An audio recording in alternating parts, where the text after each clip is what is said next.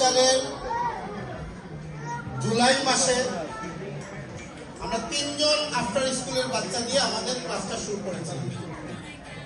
আজকে 2024, আলহামদুলিল্লাহ আপনাদের সবার দোয়ায় আমাদের এখন ইন পারসন 136 জন বাচ্চা আছে।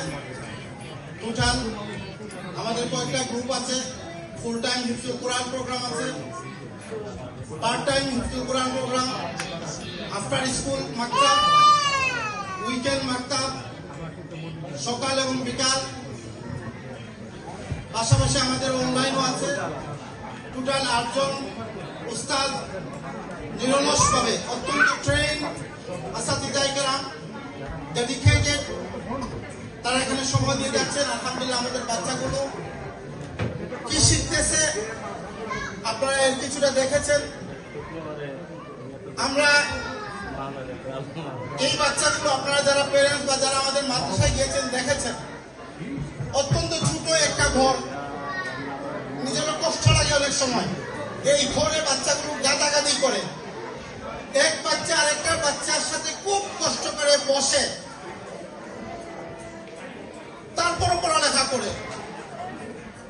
যেখানে আমরা কোনো কিছু শেখার জন্য সাউন্ড যদি পাই তাহলে বিরক্ত হয়ে যায়, সেখানে এতটা বাচ্চার সামান্য একটা ঘরের মাঝে এক একটা বেছে আমাদের 50টা বাচ্চা পড়ে, আর তো জায়গা নেই নেওয়ার মতো।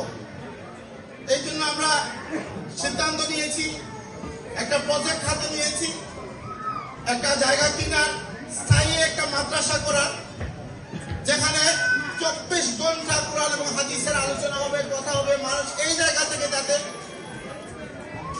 আলেম বের হয়, হাফেজ বের হয়। এবং আমাদের একটি প্ল্যান আছে, সেটা হচ্ছে vision zero plan. Vision zero প্ল্যানটা হচ্ছে যে আমরা চেষ্টা করে যাব যে একটা বাচ্চাও যেন কোরআন না শিখে এখানে থাকে না। প্রত্যেকটা বাচ্চা, এই এলাকার প্রত্যেকটা বাচ্চা, অন্তত প্রত্যেকটা ঘরের প্রতিটি বাচ্চা যাতে কোরআন শিখতে পারে, বেসিক ইসলাম জানতে পারে। আমরা যাতে অন্তত এই সার্ভিসটা এলাকার প্রত্যেকটা ঘরের প্রত্যেকটা বাচ্চাকে দিতে পারি, সেই জন্য আমাদের একটা জায়গার দরকার। আপনারা জানেন যে এই এলাকায় জায়গা নেওয়ার জন্য কত দরকার। আমরা প্রাথমিকভাবে প্রাইমারি একটা বাজেট দিয়েছি 1 মিলিয়নের।